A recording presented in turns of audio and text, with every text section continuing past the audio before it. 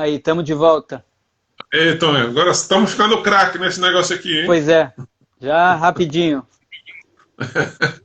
Então, Tonho, você ia falar, só para quem está talvez entrando agora, se o tênis, os coaches, a USTA e etc., você trabalha, o tênis americano, ele é mais treinado assim através ainda dos drill, ou eles têm assim alguma outra técnica de ensino de bola viva, de mais controle de bola, regularidade, ou se é muito aqueles exercícios de repetição?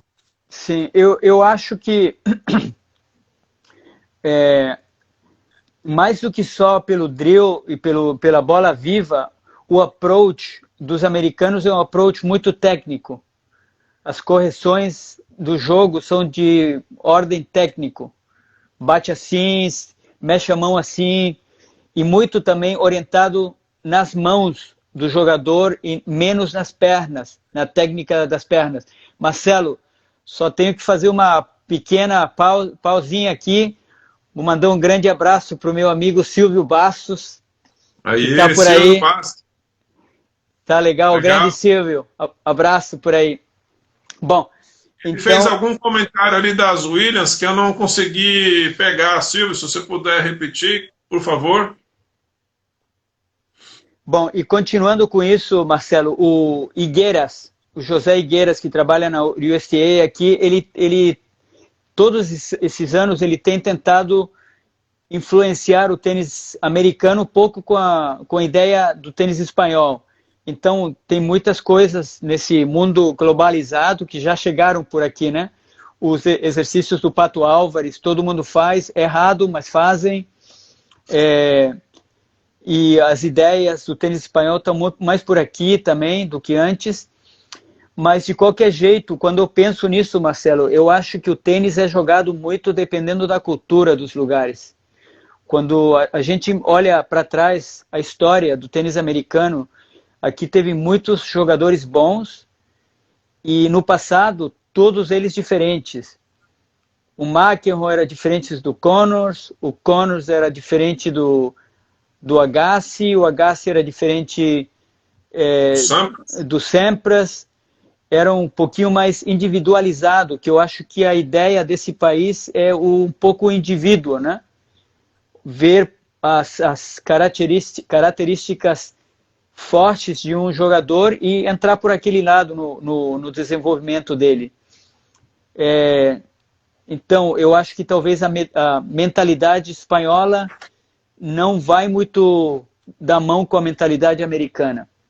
Mas sempre aprender um dos outros é bom. Eu acho que ajuda a crescer o tênis. Também, se a gente olha um pouco o tênis profissional, hoje em dia os jogadores jogam muito parecidos, né? Esquerda das duas mãos, jogando, batendo na bola forte, do fundo da quadra. As quadras também estão muito parecidas. A quadra rápida já não é tão rápida, é mais como quadra lenta. Nem o Wimbledon já é tão rápido. Então, como que tem um estándar mais comum de tênis. Antes tinha um pouquinho mais variedade, então você podia individualizar um pouquinho mais um jogador. Mas os americanos eles fazem muito drill, o approach é técnico, também hoje em dia eles trabalham também com bola viva, mas também lá o approach é técnico, é menos estratégico, é mais técnico.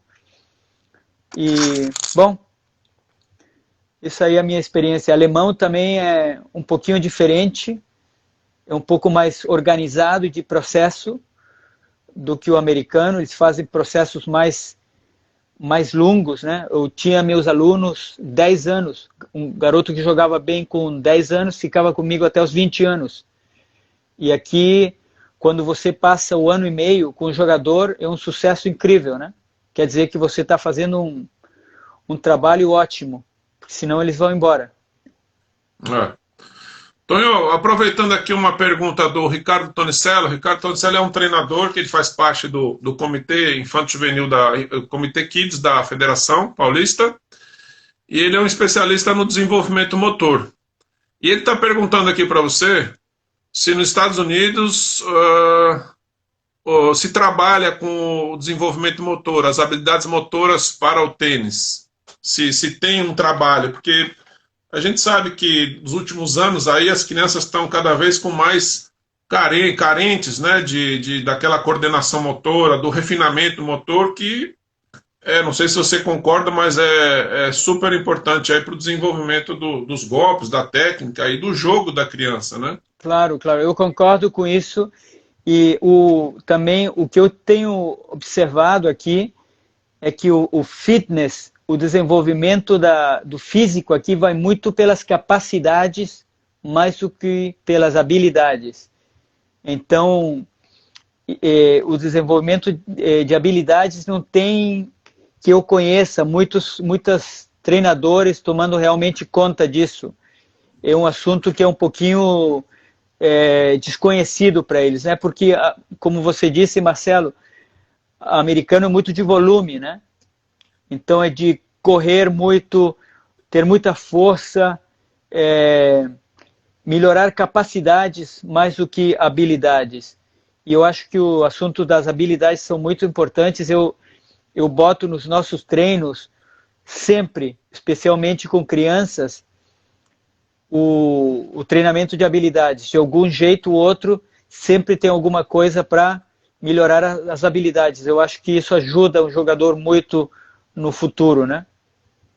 E ainda, Tonho, nessas andanças aí pela internet, né, os vídeos que as pessoas postam, muitas vezes a gente vê esses grandes jogadores, como o Djokovic e outros, fazendo ainda muitos exercícios de refinamento, né, de lapidação dessa questão motora, né? Lógico que dentro do nível lá deles, mas eu acho que hoje em dia, com essa deficiência que as crianças têm por conta de não terem muita aquela aula de educação física que talvez na escola que nós tínhamos, que você se desenvolvia, que você, a gente na época subia em árvore de costas. Hoje uma criança vai pensar duas vezes para pular uma grade, para as meninas para brincar de uma amarelinha, você não vê mais essas coisas que tanto ajudavam, né? Sim, sim, então, é verdade. A gente vê nos torneios muita criança com essa dificuldade, né? Então é um trabalho a mais para um especialista ou para um treinador físico, além dessa questão que você está falando, de desenvolver essas habilidades motoras aí na criança. Pois é, agora que você fala isso, eu me lembro que na Alemanha, ano tras ano, eu tinha crianças com mais dificuldades para correr. Uma coisa tão normal, né? Você podia ver 5 anos atrás e 5 anos para frente, eles tinham mais dificuldades. E você ensinar essas habilidades demora. Talvez possa ser um dos motivos porque os jogadores agora não chegam a jogar bem com 18 anos. Eles precisam até os 23. Talvez essa é uma parte. Hoje em dia, os treinadores que estão sérios nisso, eles entendem que o cérebro tem que criar sinapses, muitas delas para ter uma riqueza de movimento, né? E se você não teve esse tesouro motriz de criança, então é mais difícil, você tem menos habilidades para fazer coisas.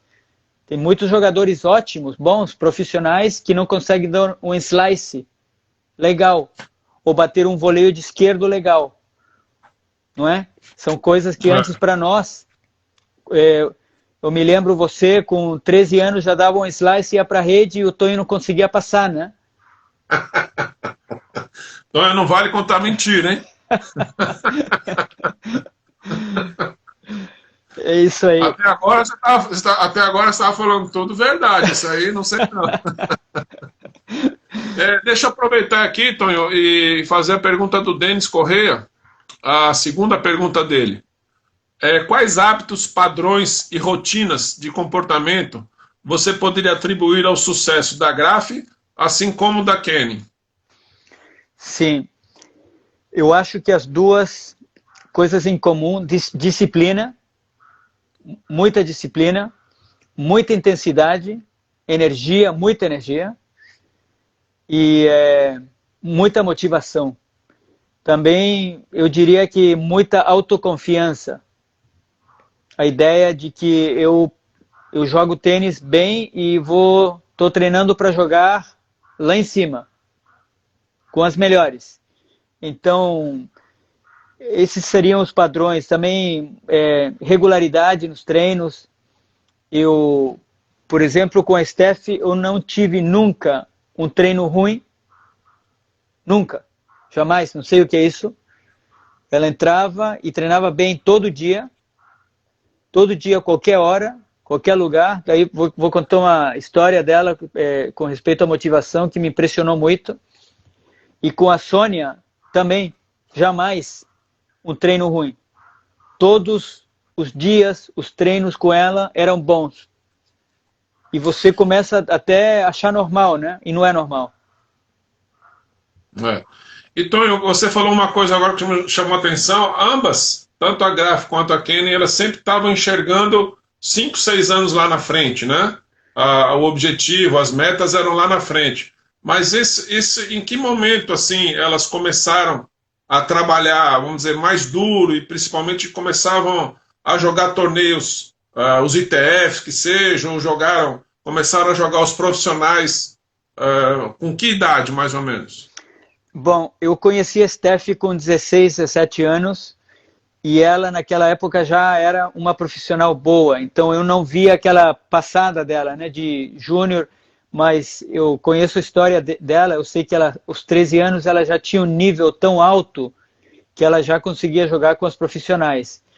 E com a Sônia, é engraçado, mas foi a época que eu trabalhei com ela, entre os 13 e os 14 anos. A menina jogava muito tênis, jogava muito bem. Então, ela já com 13 anos começou a jogar os ITFs, né?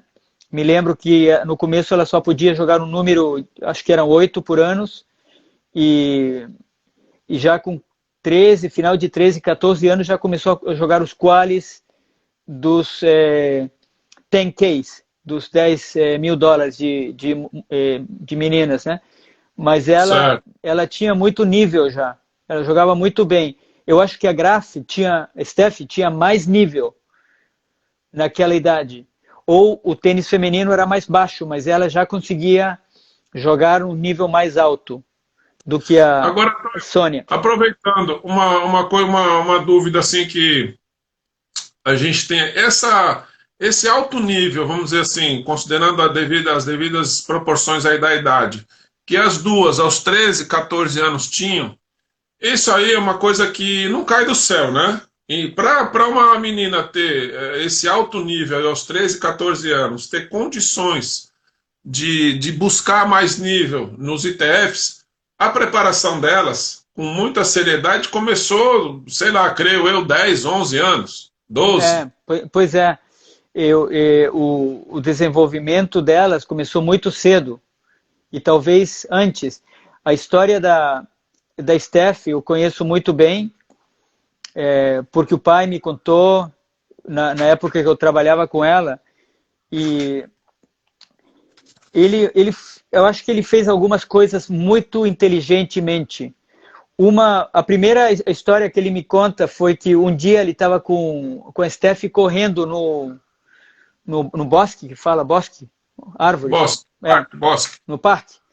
E eles cruzaram com uma alemã que era campeã alemã de 400 metros, 200 metros, na corrida aí, né? Viram um com o outro. E aquela profissional de atletismo falou para o pai da Steph: a sua filha corre muito bem, você devia levar ela para atletismo e fazer uns testes.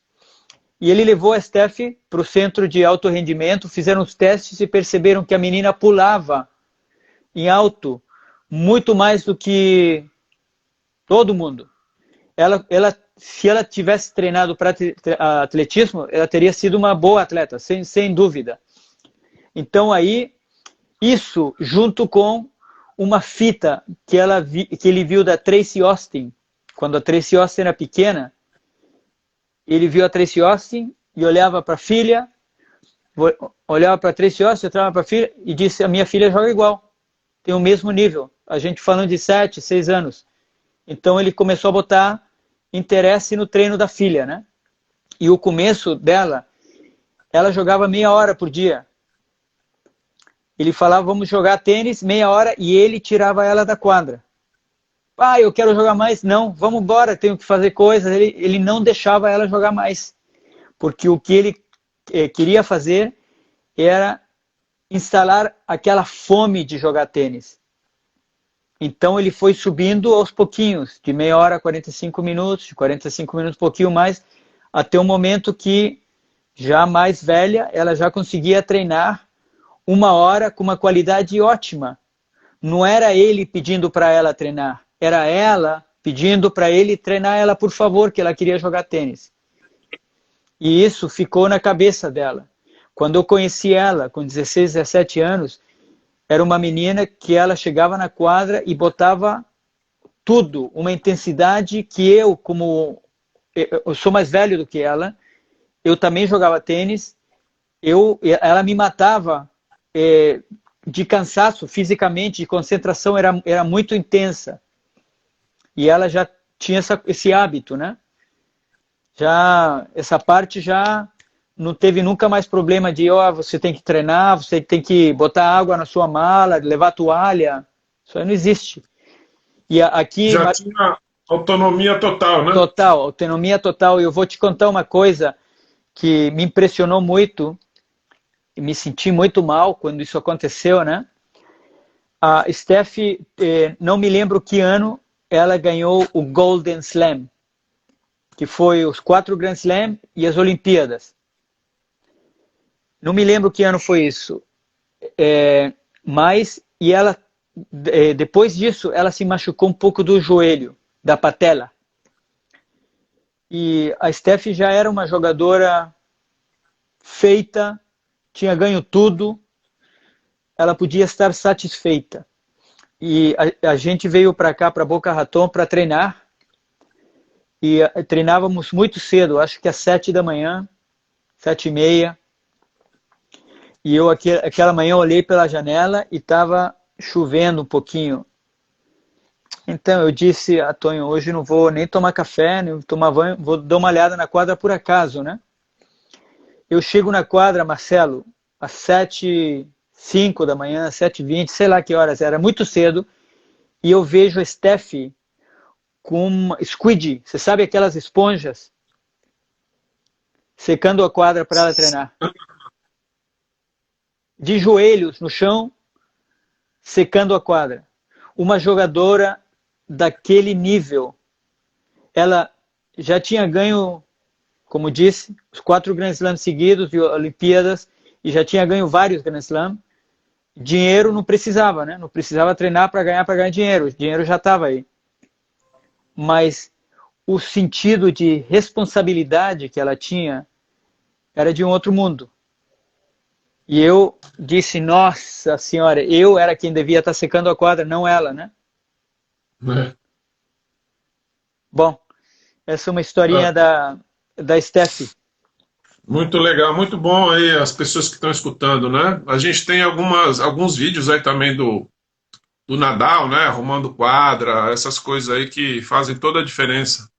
Tonho, mais uma pergunta aqui do Denis Corrêa, que eu acho que é bem pertinente aqui.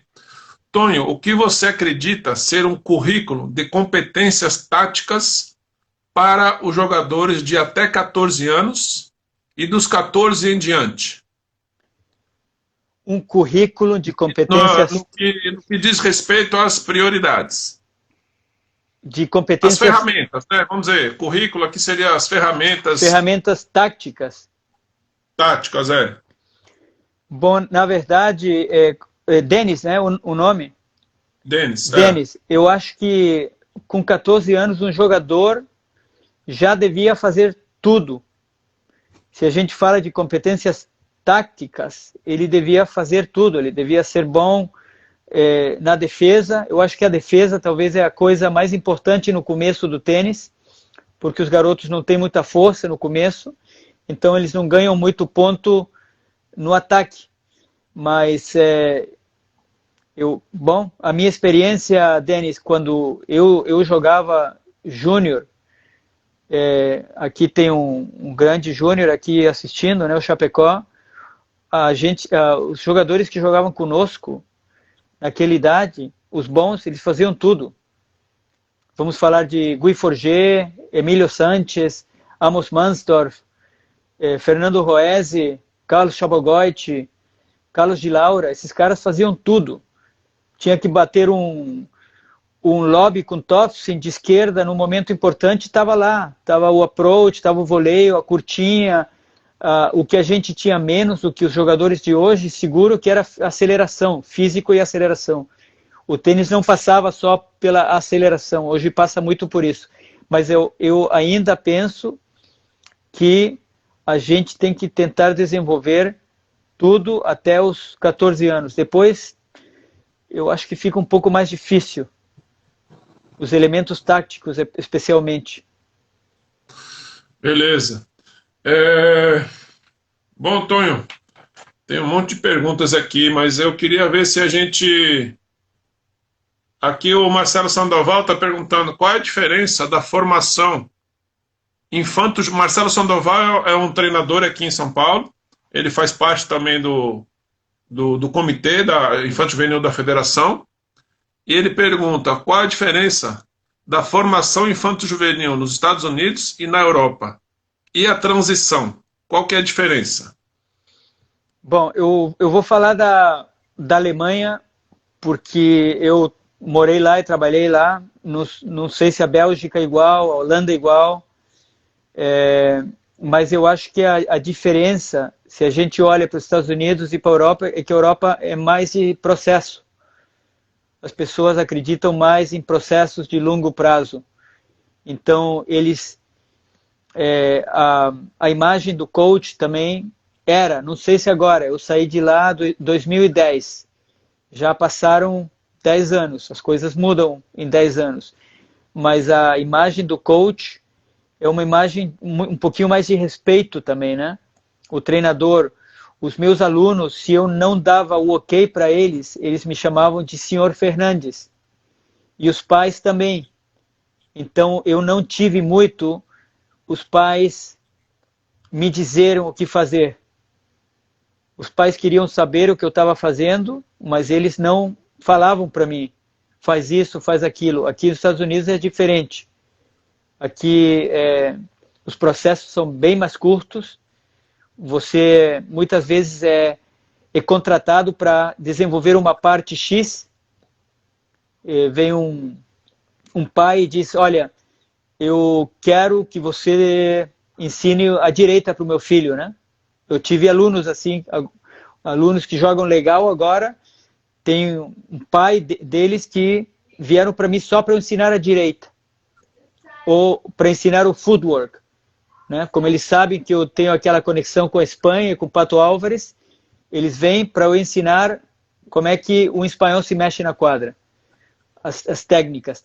E na Alemanha você tinha muito mais tempo para fazer o trabalho. Era um pouquinho diferente nesse sentido. Agora, as prioridades de trabalho obviamente mudam, né? O alemão vai mais pelo desenvolvimento da habilidade no começo e das capacidades mais tarde. Talvez do jogo e da técnica um pouquinho em paralelo, eu diria. Aqui a parte do jogo, só se você ganha. Aqui é mais orientado a ganhar, né? Estratégia, como é que eu faço para ganhar? Não muitas vezes olhando como é que eu faço para ganhar quando eu tiver 18 anos, ou quando eu tiver 20 anos. Eles querem ganhar agora, de 10, 11, 12, tanto faz. Ganhar é ganhar. Entendi.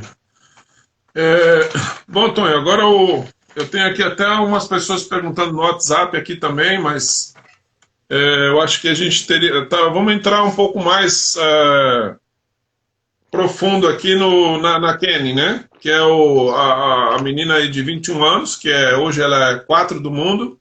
Ela teve aí com você fez parte aí do processo de desenvolvimento dela aos 13, 14 anos. E eu estava dando uma olhada aqui no site da ITF e vendo um pouquinho o desenvolvimento da carreira dela na questão de torneios, na questão de preparação, de desenvolvimento nesse período aí, quem vai falar é você. Mas eu notei, como muitas americanas e europeias, a Kenin começou a jogar os ITFs, como a gente já falou um pouquinho, mas só para resumir aqui o que eu li dela, né?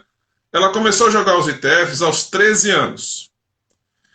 Em um G4 aí em Daytona Beach. Ela joga com 13 anos vários G4.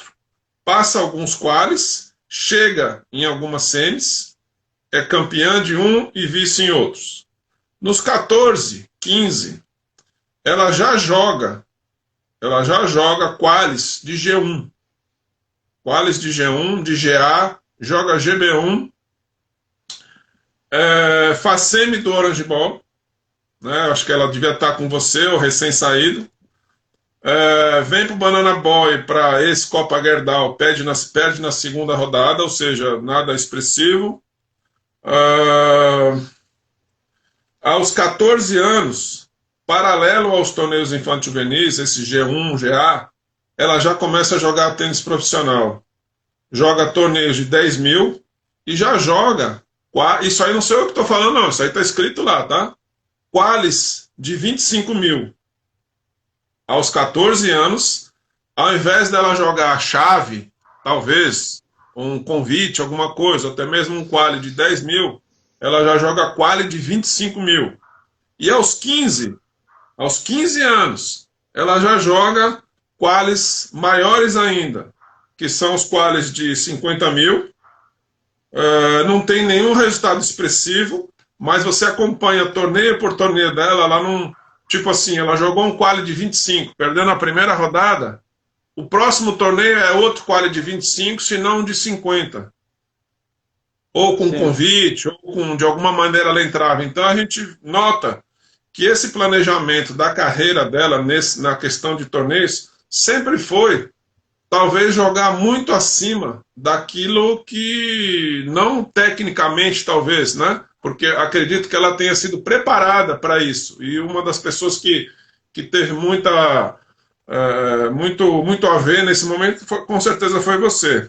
Aí, aos 16 anos, ela já fazia... Espera aí que eu anotei tudo aqui. Ela já fazia final de torneios 25 mil, de torneios de... Espera aí. Torneio de 10 mil, 17 ela começa a ganhar já 25 mil, e muitos outros ela perde nas primeiras rodadas. Aos 18 ela já ganha torneio de 50 mil, ela é vice lá em outro de 50 mil em Las Vegas. Enfim, sempre, se você acompanhar esses resultados dela na internet, você vê que ela começou com 13 anos a jogar 18, com 14 já jogava quali de 25 mil. Então, Antônio, eu queria que você falasse um pouquinho para a gente, não só dela, mas em geral, como é que funciona esse planejamento. Porque para uma menina, e até mesmo um menino, que você também trabalha, com 13, 14 anos, ter um nível, não é para entrar ganhando, mas ter um nível para buscar mais nível nesses ITFs, e uma menina como ela, 14 anos, jogar quali de 25 mil, como é que é feito isso? Como é que é feito esse planejamento? Bom, eu vou começar pelo começo, Marcelo, quando eu conheci ela. Tá. A gente estava jogando um campeonato, eu acho que era um ITF, pode ter sido a primeira rodada, o quali de um ITF, aqui na Flórida. E ela jogou contra uma aluna minha que tinha... Eu acho que ela estava 16, 17 anos e era das boas jogadoras dos Estados Unidos na idade dela. A Sônia era uma garota pequenininha, de 13 anos, até o chapéu ficava grande nela. Ela tinha que botar as orelhas dentro do chapéu para o chapéu segurar. E ela quase ganha da minha aluna. Perdeu em 3 sets. E eu percebi que essa menina jogava muito tênis. E, bom, quando acabou o jogo, o pai, o Alex, chegou para mim e me disse o que você pensa. E eu lhe disse, é o melhor que eu vi desde que eu cheguei nos Estados Unidos. Isso aí foi uma sexta, e o segunda de manhã ele estava na minha quadra, na academia onde eu trabalhava. E a gente começou a trabalhar junto. Eu falei para ele, eu só vejo um erro agora, e ela naquela época, ela errava muita direita de ataque, ela batia a bola muito alta, muito por cima do... Errava na distância, ela batia muito por cima do ombro, né? Então essa bola ia longe. E eu falei para ele, isso aí é fácil, pass, né? Footwork, e a gente pode corrigir. Então começamos a trabalhar juntos, e ela já jogava muito bem, Marcelo.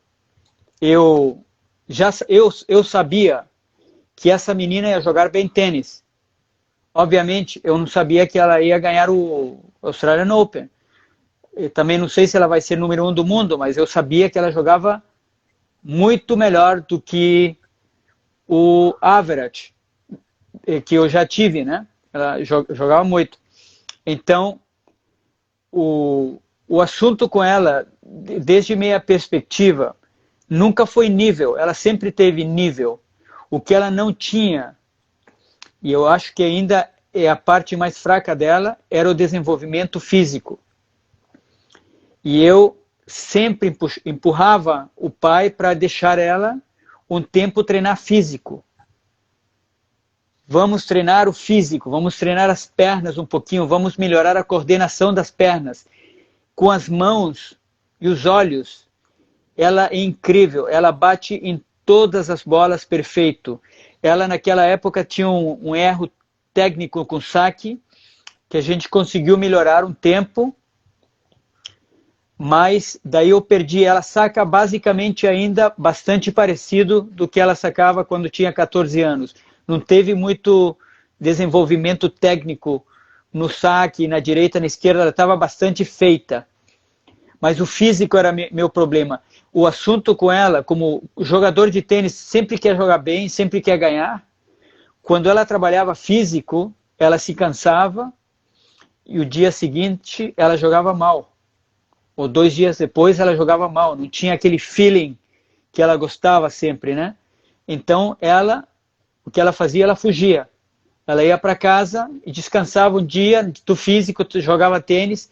Ela treinava também muito com outro colega nosso, tenista, que se chama Miguel Tobon. Eu acho que Miguel trabalhou com ela ainda mais nova, mas quem levava o processo dela era o pai, o Alex. Então, ao final, ela sempre fazia o que o pai dizia. E eu penso, talvez eu estou errado, é muito fácil falar agora, né? Mas quando ela começou a jogar bem,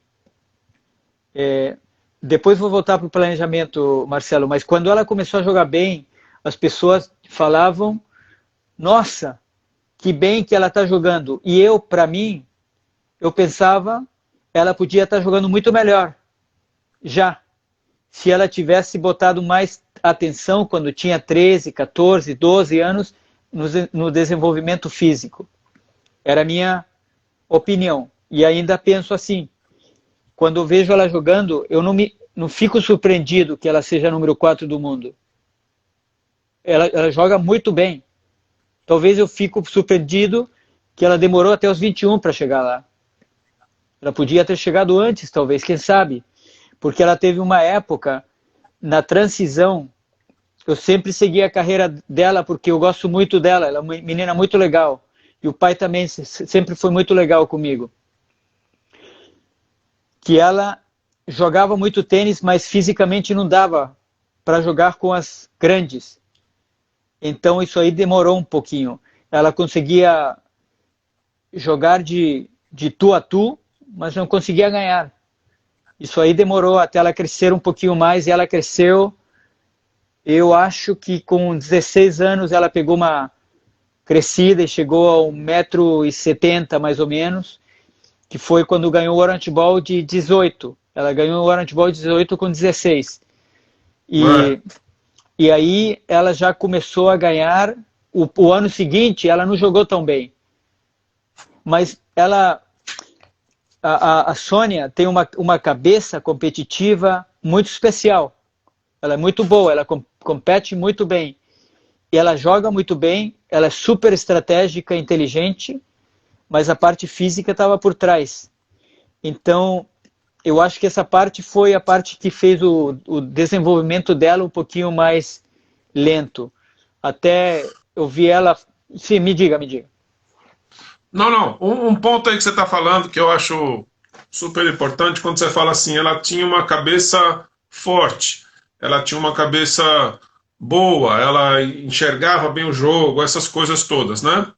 Isso daí, você como um grande especialista nisso, eu queria te perguntar se isso, uma menina, quando ela esteve com você, esses quase 2 anos que ela esteve com você, você já percebeu isso?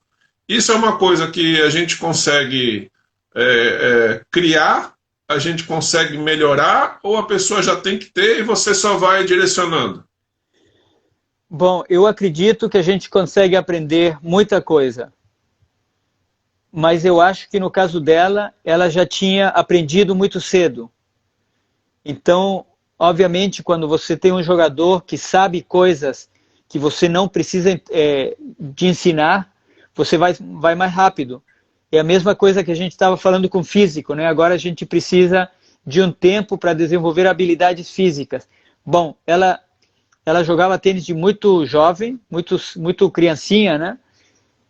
Jogou muitas horas, ela treinava muito bem, tinha muita qualidade nos treinos, o foco dela é muito especial, que nem a Steph, um foco, uma concentração no momento dos treinos muito bom. Então as coisas vão entrando rápido e ficando lá dentro, né? E ela, em geral, ela competia muito bem. Por exemplo, mas ela tinha buracos também, né? Eu me lembro, naquela época, ela fez a final do Eddie Hare. E ela estava jogando, ganhando, até a final ganhou bastante fácil, no Under 14. E na final ela estava ganhando 6-2, 5-1 e perdeu. Mesmo uma jogadora... Quando isso? No Ed Hare? Final do Ed Hare, não? Na final do Eddie Hare. Estava ganhando 6-2, 5-1, perdeu o jogo. Perdeu o jogo. E uma menina com muito boa cabeça. Ela tinha muito boa cabeça, competia muito bem, só que até lá, eu acho que ela não tinha ganho grandes torneios. E estava querendo ganhar uma coisa significativa, né? Ela tinha ganho o Nike Junior Tour nos Estados Unidos, mas é diferente, né? Sou americano. E daí Eddie Hare é internacional. E ela não conseguiu fechar aquele jogo, né? Começou a jogar um pouquinho pior, a outra um pouquinho melhor e acabou perdendo, não é? Então ela também teve aquele processo de melhorar a cabeça, né? Não sei se você assistiu a final do Australian Open que ela jogou. Não. Mas a confiança dela, Marcelo, era incrível, né?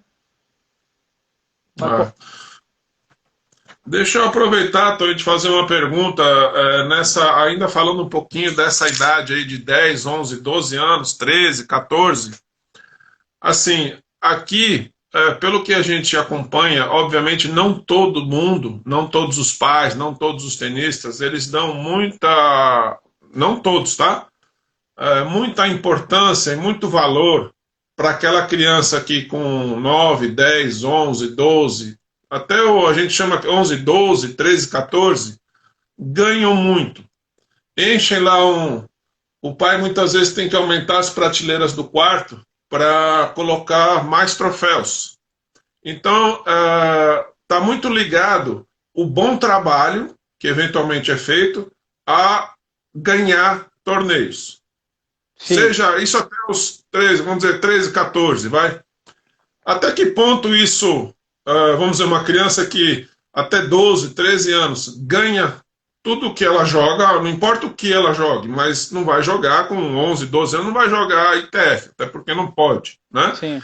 Até que ponto isso daí é bom e é ruim para o desenvolvimento, uma criança que já tem bem claro que ela quer ser uma tenista profissional. Sim. Então a gente nota, por exemplo, que às vezes Tem muita gente que não arrisca, né? Não corre riscos de colocar uma criança para jogar com 13, 14 anos, jogar os ITFs, até com 14, 15, começar no tênis profissional, porque diz que pode frustrar, pode machucar, pode espanar, enfim. E eu vejo que isso, estudando um pouco esses novos jogadores aí da Next Gen, o Sinner, esses caras todos aí, o processo que eles fazem é esse.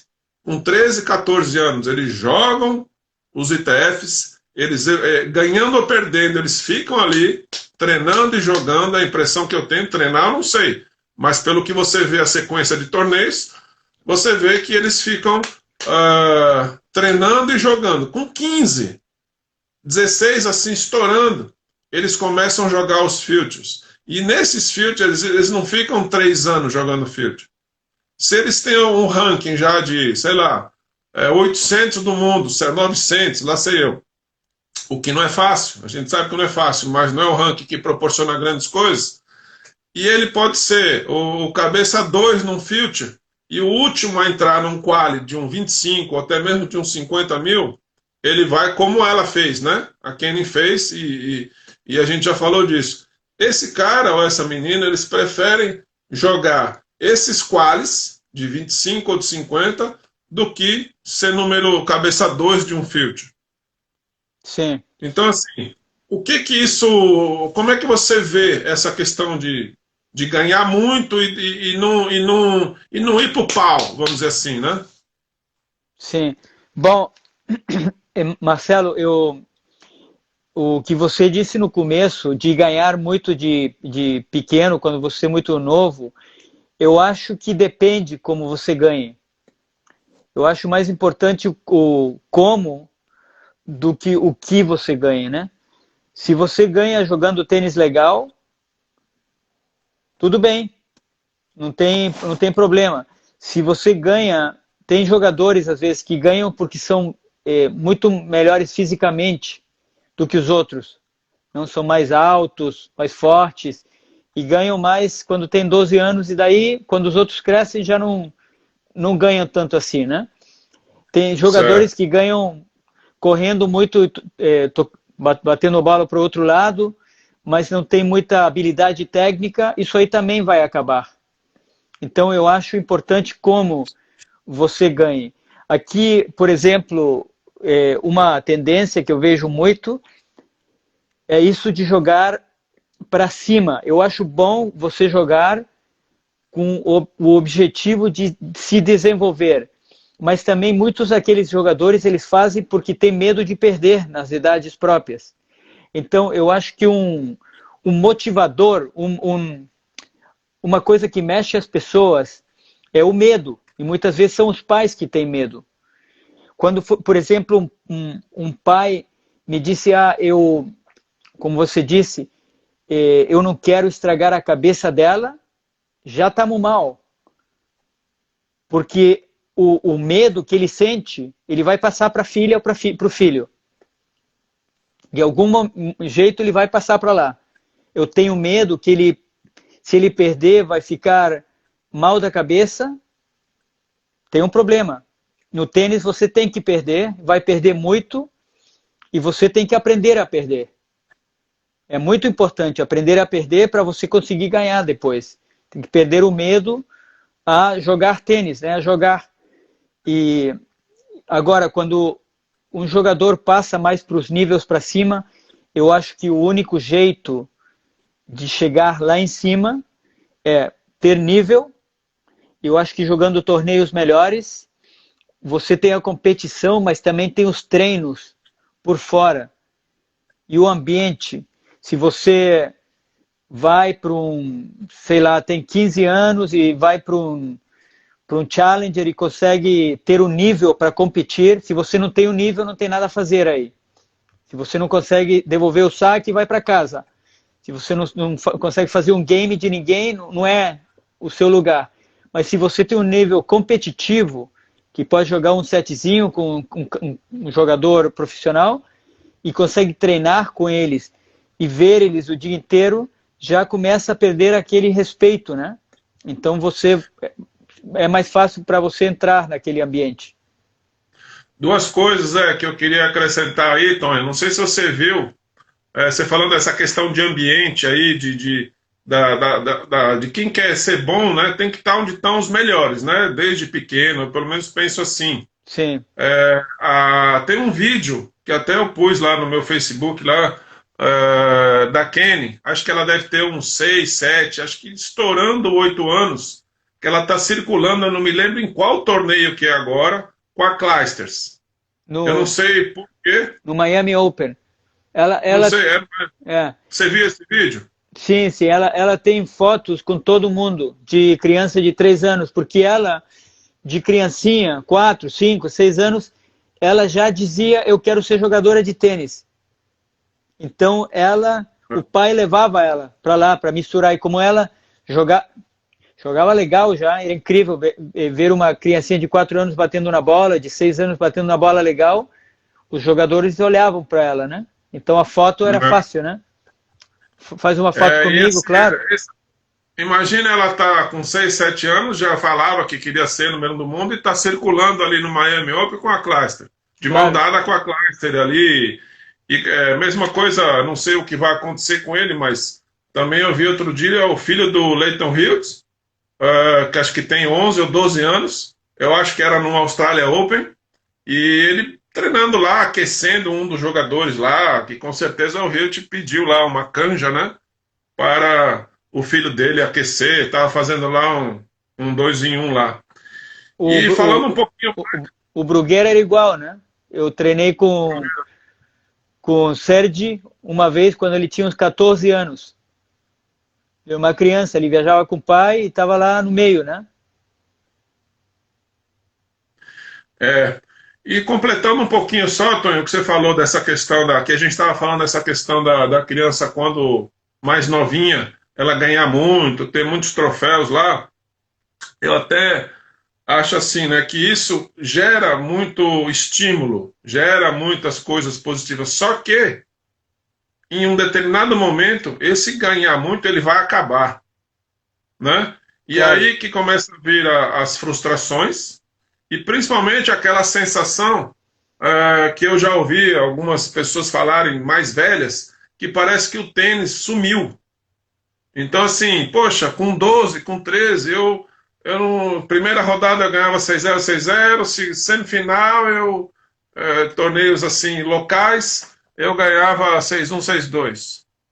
Né? Então, pô, aquilo vai acostumando, aquilo vai estimulando, aquilo vai trazendo o lado positivo, só que é como se fosse assim, uma falsa realidade.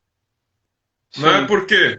Porque daqui 2 anos, se o seu foco, né, se o seu foco for o alto rendimento, o tênis profissional, etc., você em algum momento vai começar a perder. Claro. Faz parte. E você não aprendeu isso, você não viveu isso, você não teve essas emoções da derrota. Né? Isso te frustra. Isso te frustra e faz com que você tenha aquela sensação, pô, não sei mais jogar, o meu jogo sumiu. Então isso é uma coisa também que, aproveitando aí o que você falou. Sim, cria expectativas. Eu treinei já garotos assim, Marcelo, que eram... Aqui os meninos jogam muitos campeonatos de crianças quando tem 12 anos, 11 anos, 13 anos, jogam demais, pro meu gosto. E já treinei meninos que ganhavam muito, de 12 anos, campeões nacionais, ou top 10 no país, que na verdade não significa muito, só significa alguma coisa, dependendo como você ganhe, né? O que eu disse antes. E eles crescem olhando para trás. Eles vão jogando tênis sempre olhando para trás. Eu ganhava, eu jogava, e isso aí é péssimo, porque eles não estão nunca desfrutando do jogo. Eles estão sempre numa dívida. E muito sofrimento. Uma das coisas que eu gosto de ajudar é tirar um pouquinho o sofrimento do tênis. O tênis é um privilégio. Jogar tênis legal, viajar, é um privilégio. Eu já vi muita gente sofrer pelo tênis, vi famílias se destruírem por causa do tênis, os filhos, pessoas perderem todo o dinheiro por causa do tênis, e na verdade eu acho que não é necessário. Sabe, Tom, esse negócio que você falou de crescer olhando para trás, é exatamente isso. A criança com 12, com 10, ela ganha tudo, e ela vai, o tempo vai passando, ela vai jogando, e ela fala, eu ganhava, eu jogava, eu acertava, né? Então ela vai se frustrando, porque, mas não é que o jogo dela não teve a evolução necessária. Então aquilo que você fala depende de como ela ganhava, ou ele ganhava. Tudo, depende, lógico que depende. Mas dificilmente nessa idade, a criança de 12 anos, por exemplo, a criança que faz tudo certinho e com aquela veia de desenvolvimento, ela não está fazendo certinho. Claro, claro. Né? Ela está fazendo de uma maneira, como a gente usa o termo aqui, não sei se você lembra, tá levantando bola, ela ainda não consegue desenvolver um slice na hora do jogo, porque se ela der, ela vai errar, e se ela errar, ela vai perder o ponto.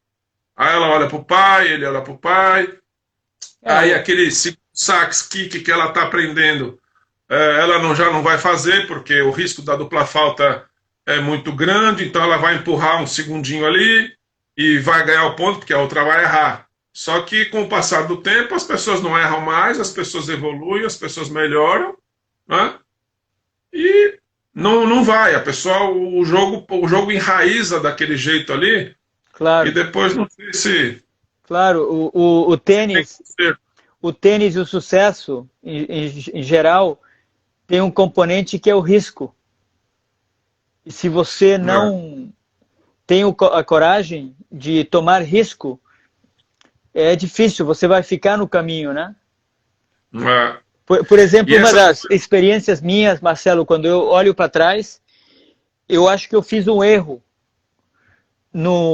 na minha trajetória. Bom, eu não tomei muito tempo também para desenvolver o meu físico como atleta, até muito mais tarde, até 24, 25 anos que eu comecei a entender como o corpo era importante, como eu tinha que trabalhar.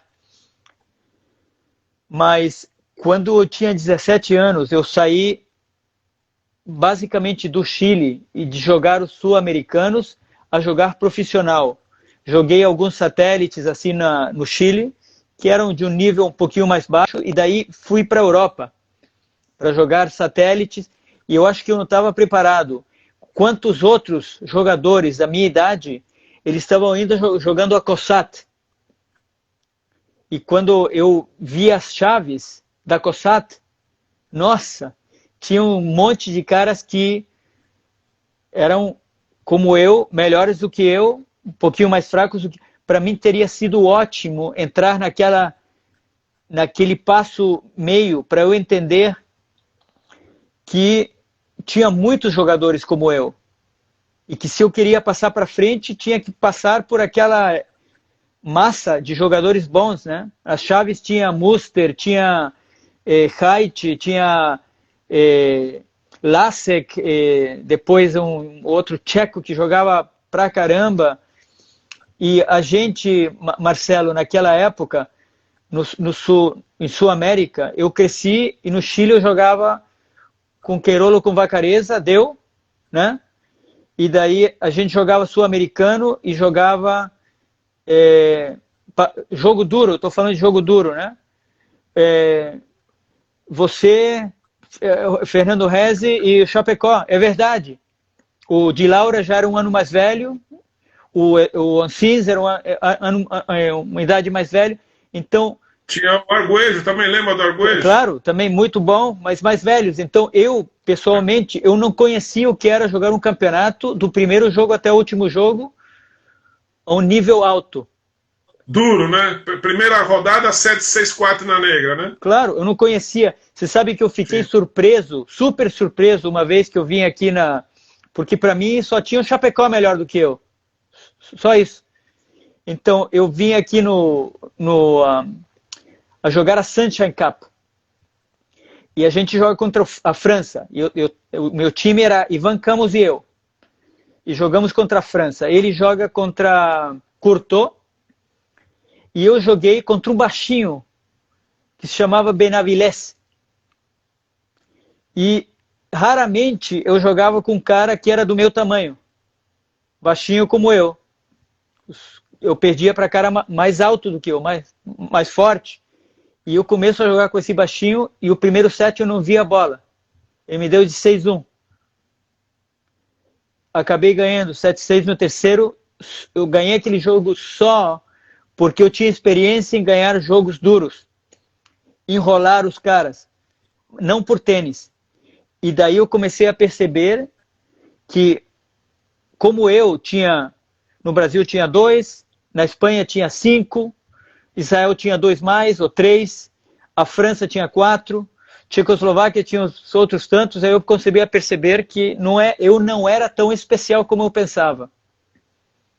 E eu perdi aquela parte da competição com esse grupo.